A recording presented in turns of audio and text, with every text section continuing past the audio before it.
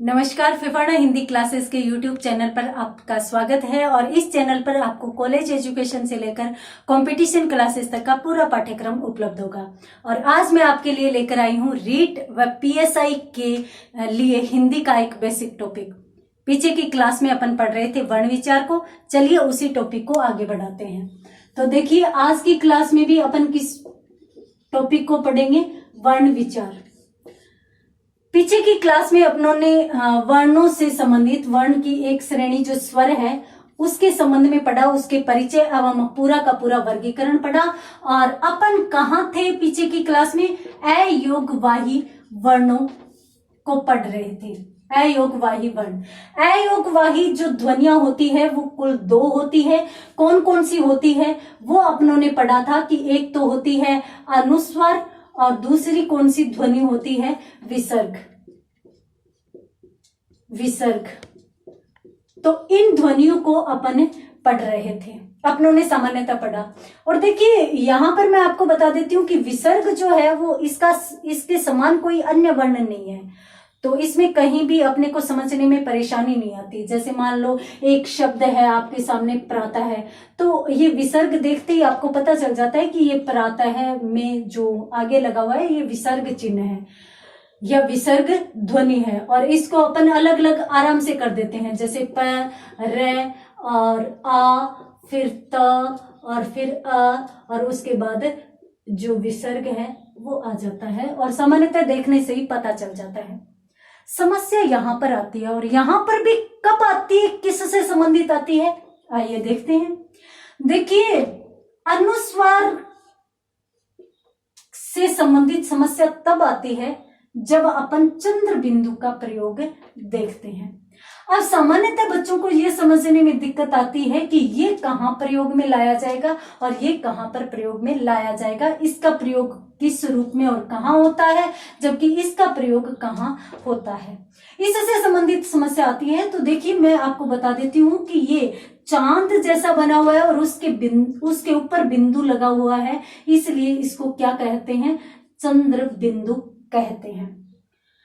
ये अनुनासिक ध्वनि है और ये मैं उच्चारण के आधार पर वर्गीकरण करवाते समय आपको बता चुकी हूं।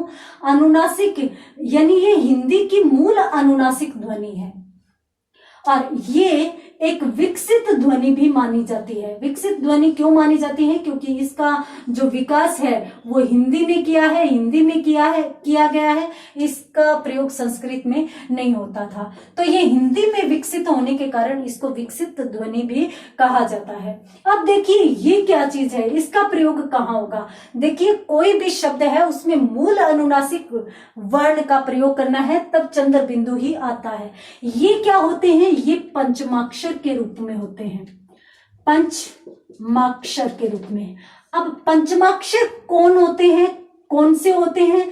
तो देखिए, व्यंजन वर्णों में कुल 5 वर्ग होते हैं और जो 5 वर्ग होते हैं उन 5 वर्गों का एक एक 5वां वर्ण भी होता है। 5वां वर्ण कौन कौन सा और कैसे? तो देखिए, क वर्ग में अंग 5वां वर्ण होता है, उसके बाद च वर्ग में इ 5वां वर्ण होता है, ट वर्ग में अण 5वां वर्ग होता है, त वर्ग में न और प वर्ग में मैं 5वां वर्ण होता है। और ये जो अनुस्वार है, जो अनुस्वार अपन लिखते हैं वह पंचमाक्षर के रूपों को ही ग्रहण कर लेता है। जब भी इनको आधे रूप में प्रयोग करना होता है, प्रयुक्त करना होता है, तो वो किस रूप में प्रयुक्त हो जाते हैं? अनुस्वार के रूप में प्रयुक्त हो जाते हैं। अब समस्या यहाँ पर ये बात इसकी आती है, प्रश्न ये उठता है कि ये पंचमाक्षर तो हमारे पास 5 है जबकि ये है 1, तो कहां पर किसका प्रयोग किया जाए? देखिए कैसे। अपने पास एक शब्द है संधि। अब देखिए, यहां पर किस ध्वनि का प्रयोग हुआ है? अनुस्वार ध्वनि का प्रयोग हुआ है। अब अपने को यहाँ पर स से कोई मतलब नहीं है। जिस भी वर्ण के ऊपर अनुस्वार प्रयुक्त हुआ है उससे तुरंत आगे का वर्ण अपने को देखना है और जो भी वर्ण है उसका वर्ग देखना है और उसकी जो उसका वर्ग है उसी का जो 5वां वर्ण है वही अनुस्वार है वो माना जाएगा। कैसे? देखिए, यहाँ पर अनुस्वार किस वर्ण पे लगा है? स पर लगा है। उसके आगे क्या है? ध है। और ध किस वर्ग का माना जाता है? तय वर्ग का माना जाता है। और जब तय वर्ग का ध है तो तय वर्ग का पांचवा क्या होता है? न होता है। यहां पर मैं आपको पहले ही बता देती हूं कि अनुस्वार का मतलब आधा होता है, अर्थात यदि अपन पंचमाक्षरों को प्रयोग करेंगे तो ये हमेशा आधे रूप में ही प्रयुक्त होंगे। अब यहाँ पर तय वाले वर्ग का पांचवा वर्ण आ गया न, तो इस अनुस्वार का मतलब भी क्या है? न है। और इसको अपन इस रूप में भी लिख सकते हैं और ये आपने देखा होगा। अब यहाँ पर ये भी सही माना जाता है और ये भी सही माना जाता है, अर्थात यहाँ पर जो अनुस्वार है इसने रूप किसका ले लिया? पंचमाक्षर का ले लिया, पांचवें वर्ण का ले लिया। और देखते हैं शब्दों को। देखिए यहाँ पर एक शब्द है संतोष, ठीक है। अब संतोष शब्द है, यहाँ पर भी अनुस्वार किस पर आया है? स पर आया है। तो स के तुरंत बाद कौन सा वर्ण है? तय वर्ण है।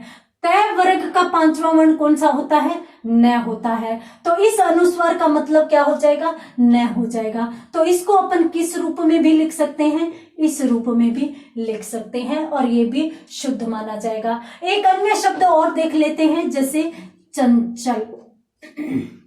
अब यहां पर देखते हैं अनुस्वार किस पर आया है? च पर आया है। और उसके तुरंत बाद कौन सा वर्ण है? च है। और च वर्ग का पांचवा वर्ण कौन सा होता है? इय होता है। तो इसका भी क्या बन जाएगा? इय बन जाएगा। अब अपन इस शब्द को किस रूप में लिख सकते हैं? यदि अनुस्वार हटाएं तो इस रूप में भी अपन लिख सकते हैं। एक अन्य उदाहरण और देख लीजिए, जैसे आपके सामने एक शब्द है अलंकार। अब यहाँ पर अनुस्वार किस पर आया है? ल पे आया है। उसके तुरंत बाद कौन सा वर्ण है? क वर्ण है। अब क वर्ग का पांचवा वर्ण कौन सा होता है? अंग होता है। तो ये अनुस्वार किस में बदल जाएगा? अंग में बदल जाएगा। और इसको अपन किस रूप में भी लिख पाएंगे? अलंकार, इस रूप में भी अपन लिख पाएंगे और ये भी शुद्ध माना जाएगा, ये भी शुद्ध माना जाएगा। तो इस प्रकार से जो अनुस्वार होते हैं वो पंचमाक्षर होते हैं। पंचमाक्षरों को आधे रूप में प्रयोग करने के लिए अपन किसका प्रयोग करते हैं? अनुस्वार का प्रयोग करते हैं। जबकि चंद्र बिंदु क्या है? चंद्र बिंदु हिंदी की मूल अनुनासिक ध्वनि है, वो मानी जाती है। मुझे लगता है यहाँ तक आपको समझ में आया होगा। अब अपन शुरू करते हैं आगे। देखिए, स्वरों से संबंधित अपनों ने पूरा परिचय भी पढ़ा, वर्गीकरण भी पढ़ा और हर चीज को क्लियर की। अब अपन देखते हैं कि वर्णों की दो श्रेणियां होती है।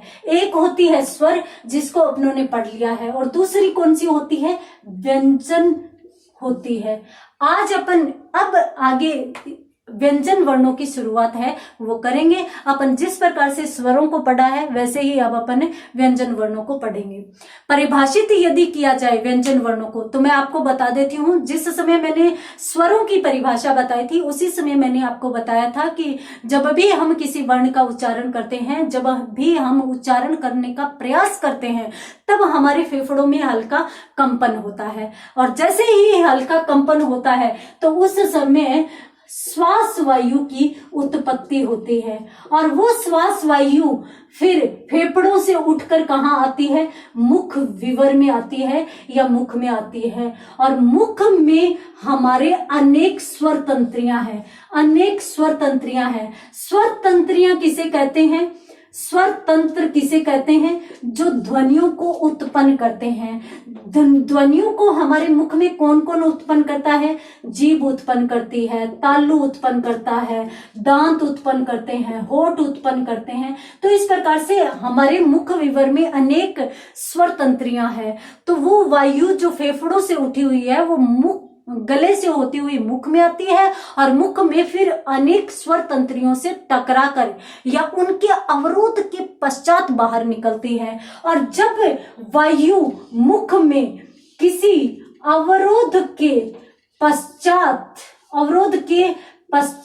जब वायु निकलती है तो उस समय जो उच्चरित वर्ण होते हैं, उस समय जिन वर्णों का उच्चारण होता है वे ही वर्ण या वे ही ध्वनियां क्या कहलाएगी? व्यंजन कहलाएगी। सीधी की सीधी बात, फेफड़ों से उठी हुई श्वास वायु मुख में आएगी और फिर मुख से बाहर कहीं ना कहीं टकराकर यदि निकलेगी ना, तब जो वर्ण उच्चरित होंगे वो तो व्यंजन कहलाएंगे, और यदि बिना टकराए बाहर निकल गए तब उच्चरित वर्ण स्वर कहलाएंगे।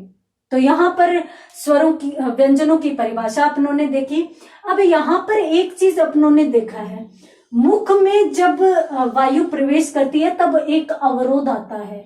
अवरोध किसका आता है? इन स्वर तंत्रियों का आता है, क्योंकि वायु इन स्वर तंत्रियों में से किसी न किसी से टकराती है, और वो अवरोध जब हट जाता है तब वायु है वो मुख से बाहर निकलती है। ये याद रखना, श्वास वायु मुख में अवरोध के हटने के पश्चात बाहर निकलती है, और तब जो उच्चरित वर्ण होते हैं वो क्या कहलाते हैं? व्यंजन वर्ण कहलाते हैं।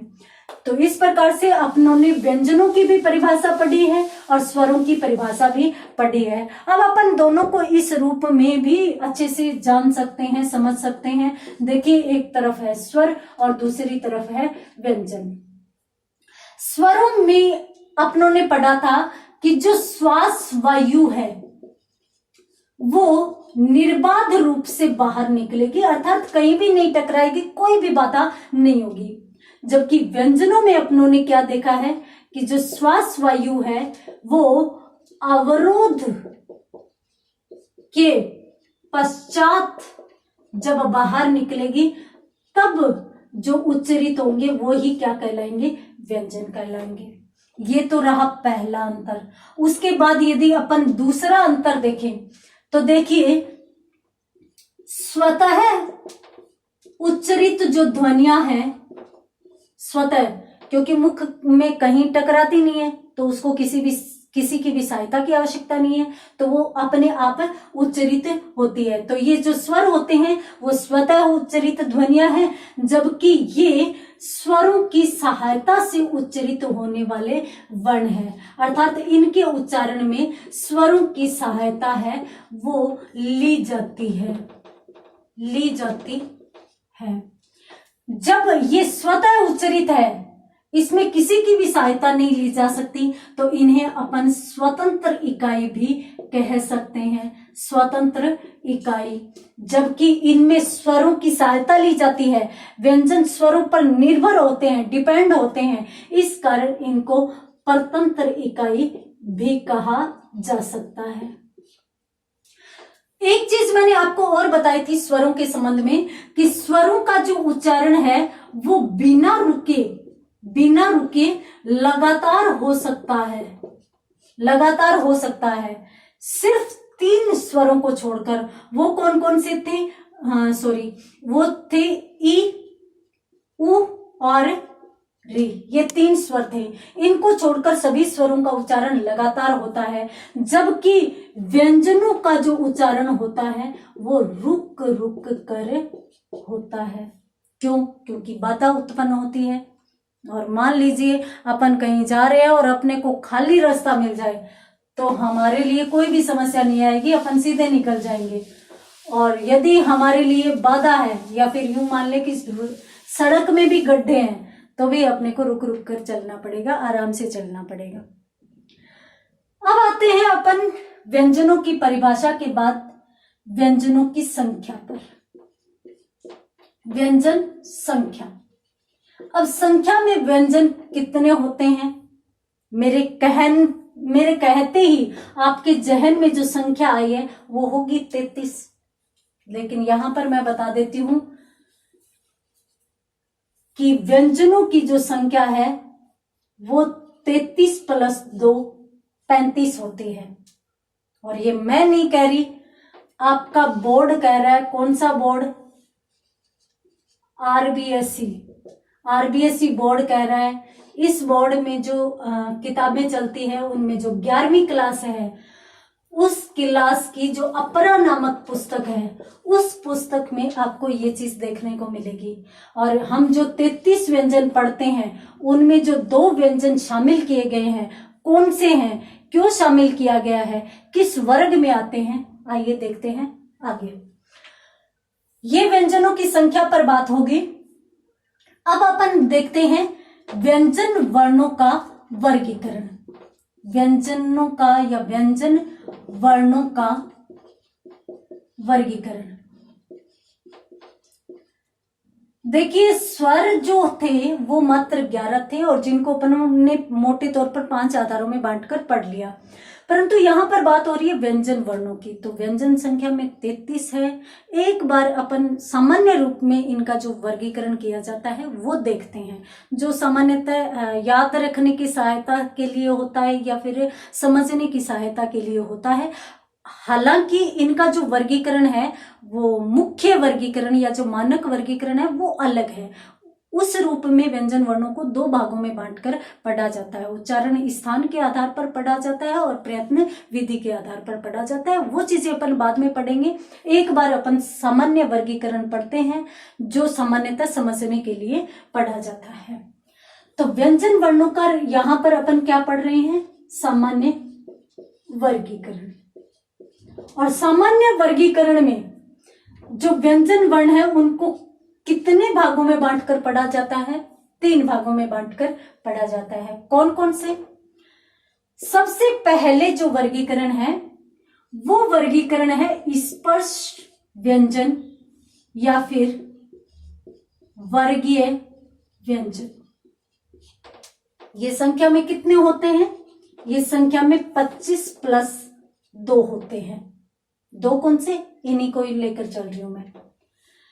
25 प्लस 2 कितने वर्गों में बंटे होते हैं?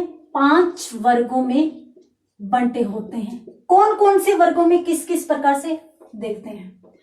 सबसे पहला वर्ग माना जाता है हिंदी में क वर्ग, और क वर्ग में 5 वर्ण होते हैं। कौन कौन से होते हैं? क, ख, ग, घ और अंग। ये 5 वर्ण होते हैं। उसके बाद च वर्ग आता है और च वर्ग में फिर 5 वर्ण होते हैं। कौन कौन सी? च,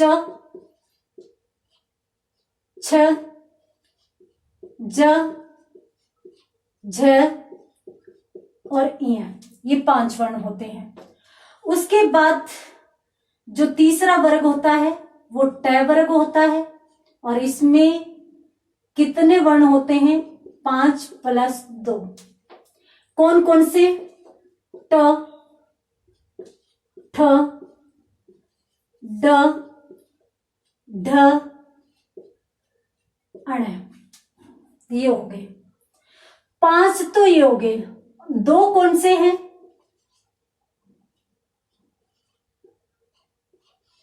ये सामान्यतः इनका जो वर्गीकरण है वो पूरे व्याख्या करके अपन थोड़ा आगे पढ़ेंगे। यहां पर मैं सिर्फ और सिर्फ स्पर्श व्यंजन या वर्गीय व्यंजन करवा रही हूं, ठीक है।